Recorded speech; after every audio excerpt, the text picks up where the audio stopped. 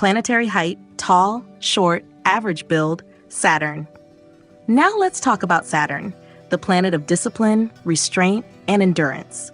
Classical astrology consistently describes Saturn as tall and lean, often with a bony or gaunt appearance. When Saturn has a strong influence on the ascendant, you'll usually see someone who appears elongated, tall limbs, narrow frame, and a serious, almost stoic expression. It's a physical reflection of Saturn's nature, structured, slow-moving, and reserved. When Saturn is in the first house or closely influencing the Lagna, the person often has a noticeably upright posture, prominent bones, and thin muscles.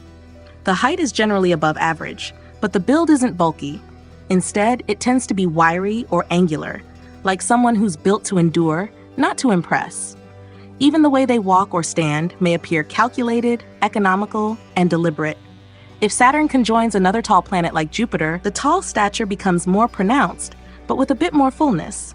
Jupiter adds some breadth to Saturn's length, creating a person who still appears tall and commanding, but with a bit more warmth or approachability.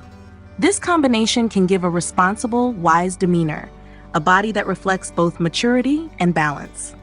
With shorter planets like Mars or Mercury, Saturn's tall nature often dominates, but the body may become more rigid or narrow. A Saturn-Mars conjunction, for example, can give someone a strong but severe build, tall, muscular yet stiff or tense.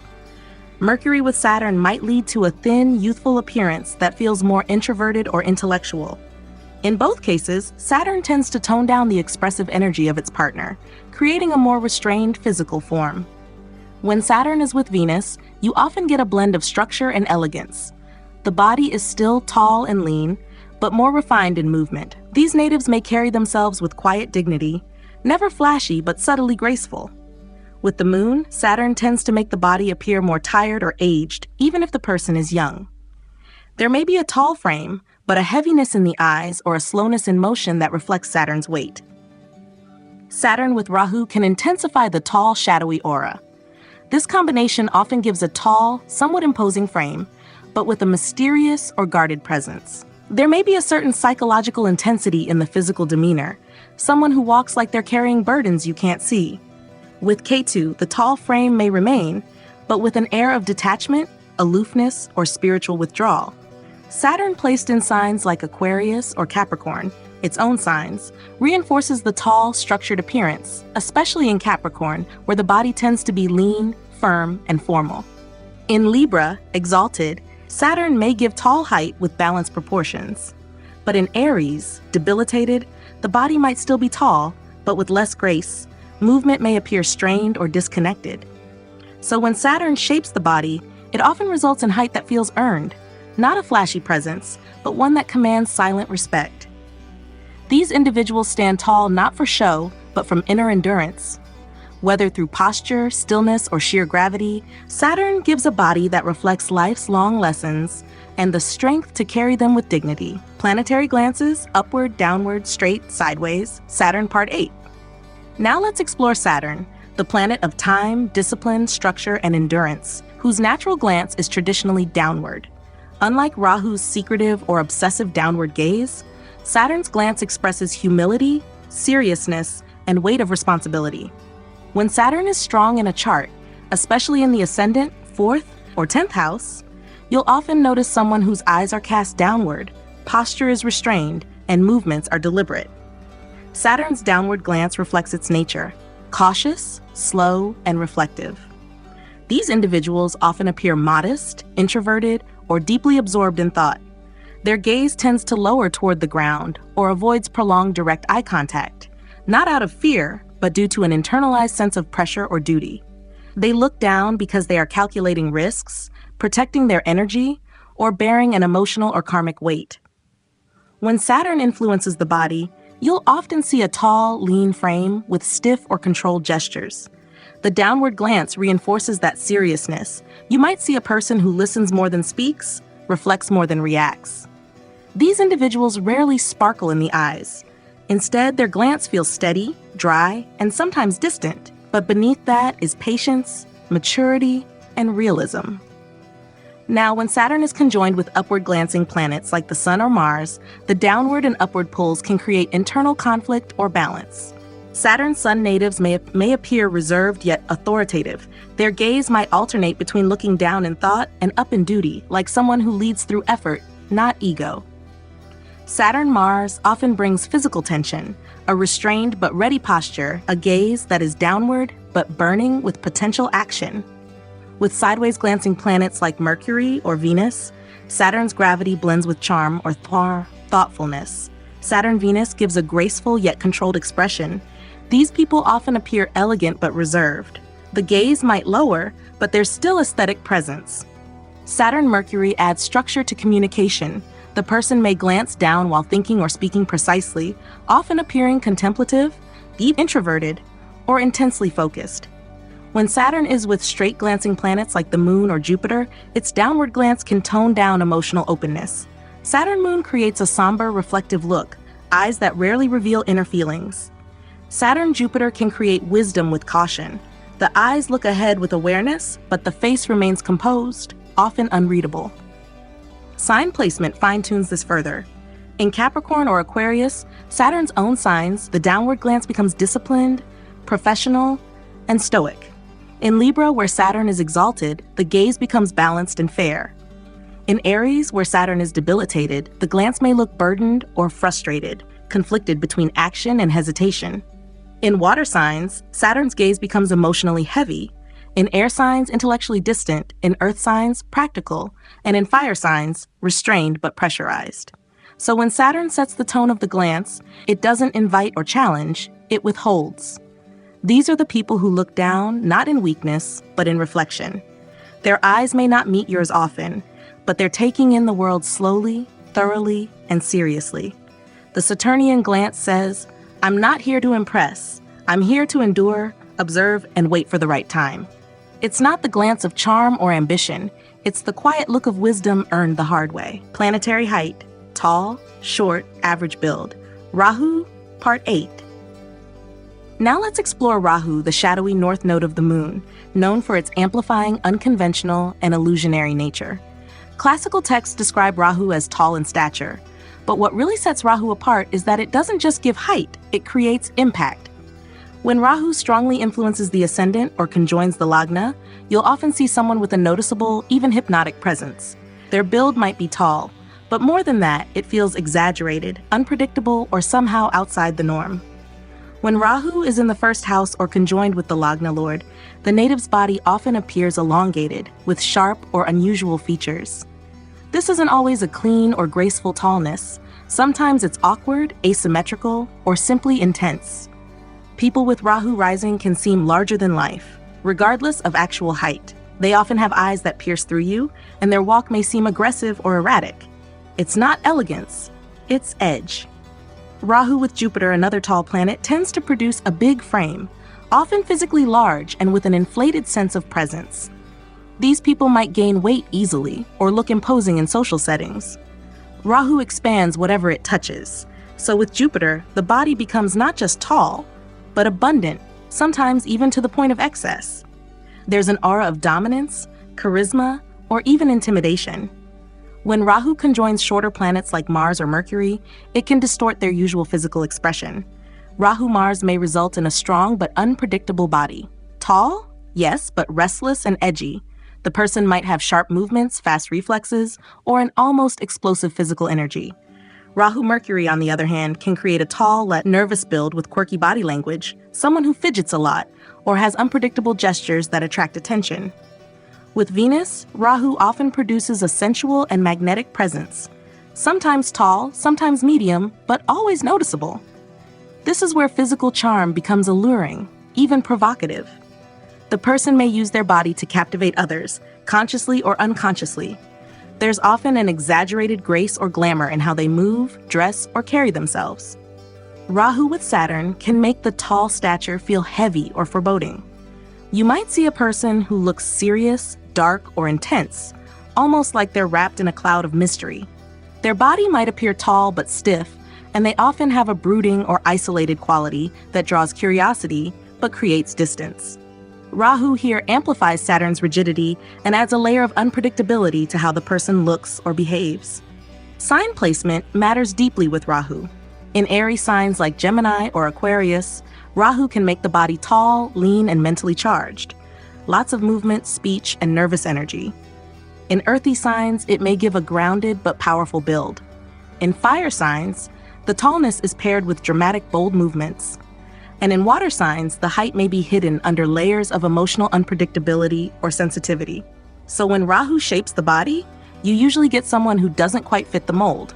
Not just tall, but amplified, irregular, and memorable. These natives stand out not always because of natural beauty or symmetry, but because of intensity, intrigue, or sheer unpredictability. With Rahu, the body becomes a stage, and every step, glance, or stillness is part of a performance that leaves others wondering what just passed by. Planetary glances, upward, downward, straight, sideways, Rahu Part 7. Let's now decode Rahu, the north node of the moon, known for its intensity, desire, and boundary-breaking nature. Rahu's natural glance is traditionally considered downward. But unlike Saturn's downward gaze, which comes from humility and caution, Rahu's is filled with obsession, calculation, and unpredictable depth.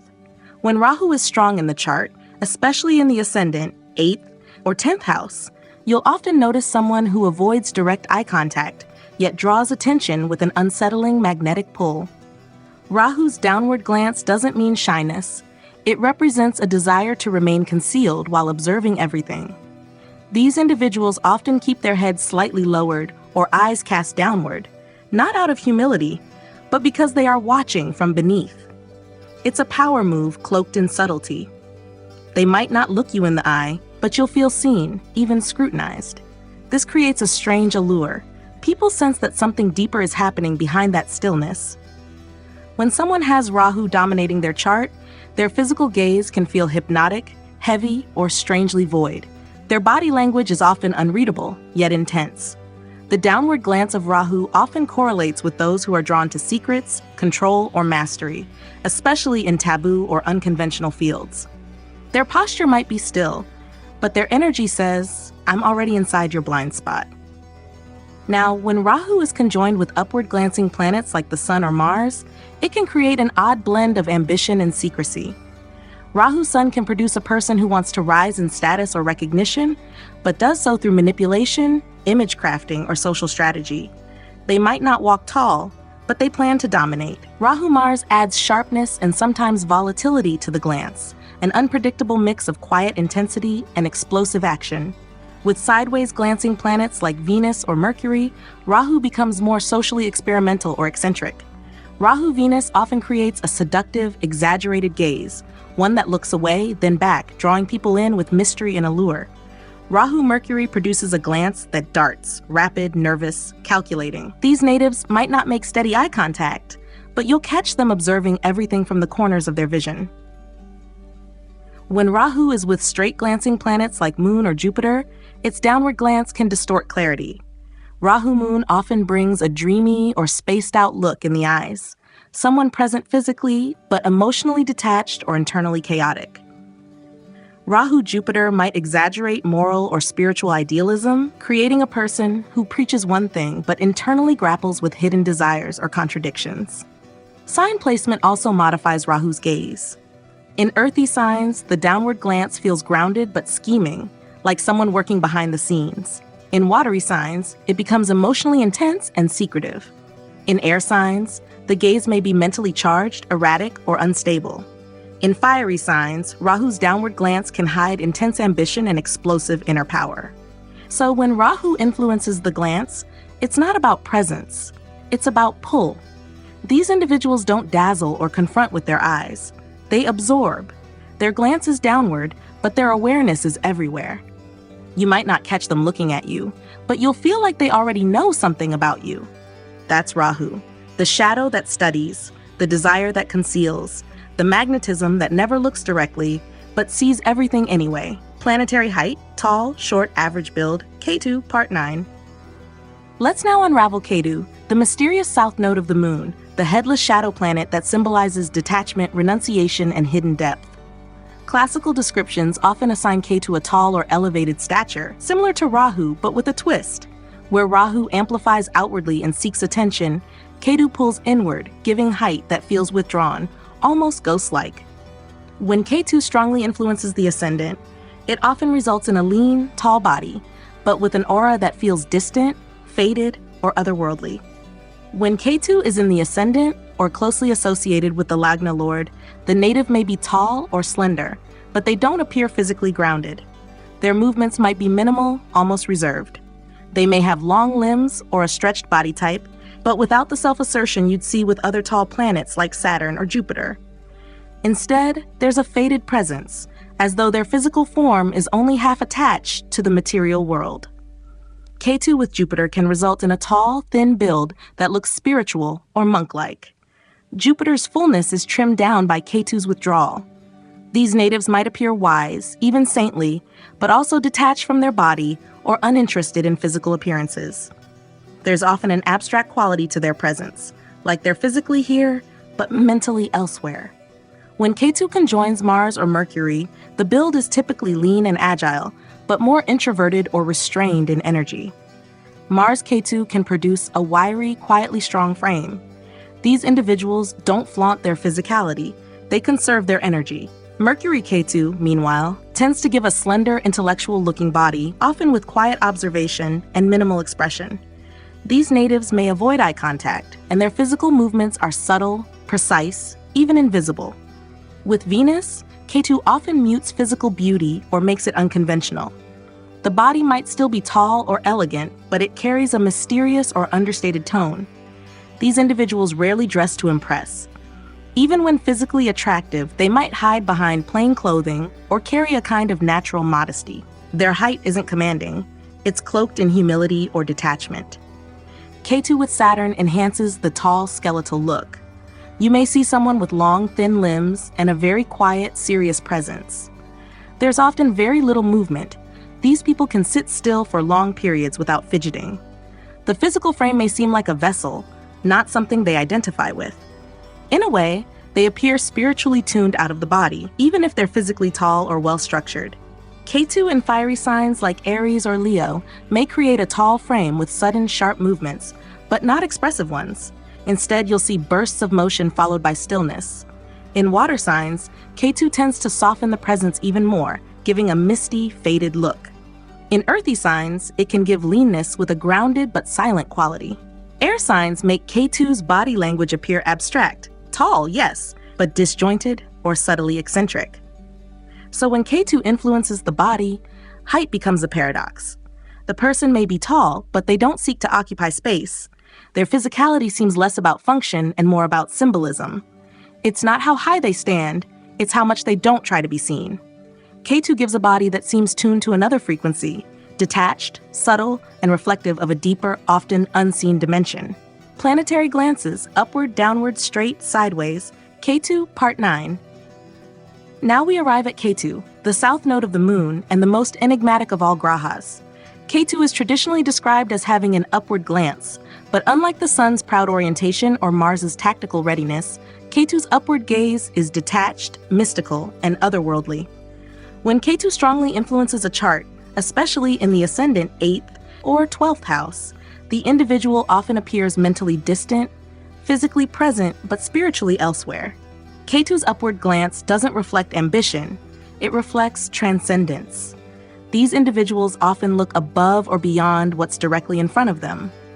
Their eyes may seem dreamy, spaced out, or locked onto something invisible. You might feel like they're looking at the sky while standing beside you, or staring just past your shoulder. It's a gaze that doesn't seek attention and doesn't connect in the usual human way. It floats. When Ketu is dominant, the native's body language often seems disjointed or subtly withdrawn. The eyes rarely focus in a conventional sense. The upward glance here represents spiritual aspiration or disinterest in the material plane.